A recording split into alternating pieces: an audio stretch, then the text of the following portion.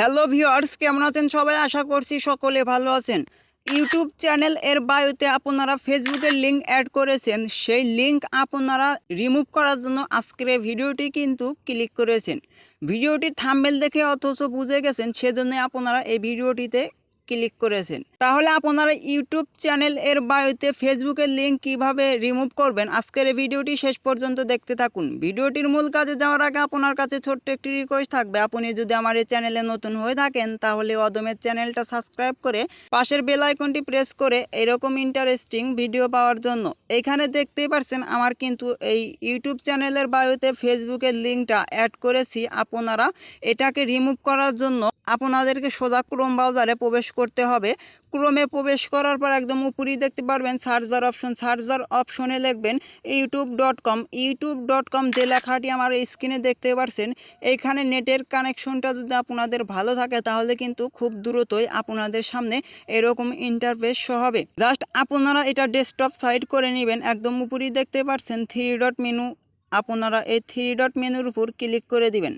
3 dot মেনুর উপর click করে দেওয়ার পরে এখানে দেখতেই পারছেন ডেস্কটপ সাইড করে আমার কিন্তু আছে, সেজন্য আমি এইখান থেকে বেরিয়ে যাব। আপনাদের ডেস্কটপ সাইড করা না থাকলে আপনারা ডেস্কটপ সাইড করে নেবেন। সাইড করে নেওয়ার পর এখানে দেখতেই পারছেন প্রোফাইল আইকন, এই প্রোফাইল আইকনের উপর আপনারা ক্লিক করে দিবেন। প্রোফাইল আইকনের উপর ক্লিক করে দেওয়ার পরে এখানে দেখতেই পারছেন সেটিং আইকন, আপনারা এই সেটিং আইকনের উপর ক্লিক করে দিবেন। সেটিং আইকনের উপর ক্লিক করে দেওয়ার পর আপনাদের সামনে এরকম ইন্টারফেস শো হবে। আপনারা হালকা একটু জুম করে এখানে দেখতেই পাচ্ছেন channel status and feature, just আপনারা এটার উপর ক্লিক করে দিবেন। যখনই আপনারা ক্লিক করে দিবেন তখন আপনাদের এখানে নেট কানেকশনটা কিন্তু ভালো থাকতে হবে। যদি আপনাদের নেট কানেকশনটা ভালো হয় তাহলে কিন্তু খুব দ্রুতই আপনি এই কাজটি করতে পারবেন। এইখানে জাস্ট কিছুক্ষণ ওয়েট করতে হবে আমাদের।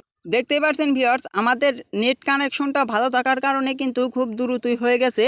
এবার আপনি যে কাজটি করবেন, এইখানে দেখতেই পাচ্ছেন কাস্টমাইজ অপশন, অর্থাৎ এই কাস্টমাইজ অপশনের উপর আপনারা ক্লিক করে দিবেন। এই কাস্টমাইজ অপশনের উপর ক্লিক করে দেওয়ার পর এখানে কিছুক্ষণ লোড নিবে। লোড নেওয়ার পর আপনাদের সামনে নতুন একটি ইন্টারফেস শো হবে। জাস্ট এখানে কিছুক্ষণ ওয়েট করতে হবে।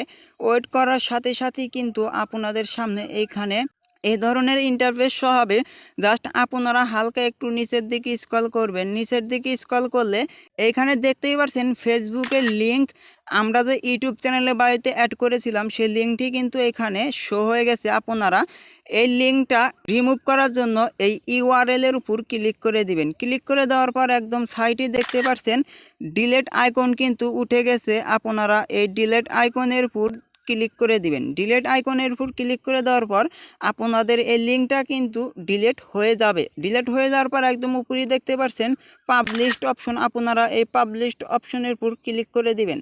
পাবলিশড অপশনের উপর ক্লিক করে দেওয়ার পর এখানে কিছুক্ষণ লোড নেবেন। লোড নেওয়ার পর দেখতেই পাচ্ছেন এবার কিন্তু আমাদের কাজটি কমপ্লিট। জাস্ট এইবার আপনারা এখান থেকে বেরিয়ে গিয়ে আমি যদি আপনাদেরকে ইউটিউব চ্যানেলের ভিতরে প্রবেশ করে দেখাই যে আমার ফেসবুকের লিঙ্কটা রিমুভ হয়েছে কিনা, জাস্ট আপনারা এখানে দেখতেই পাচ্ছেন আমার কিন্তু ফেসবুকের লিঙ্কটা এর আগে কিন্তু আপনারা এখানে দেখতে পাচ্ছিলেন। জাস্ট এইবার কিন্তু এখানে নেই।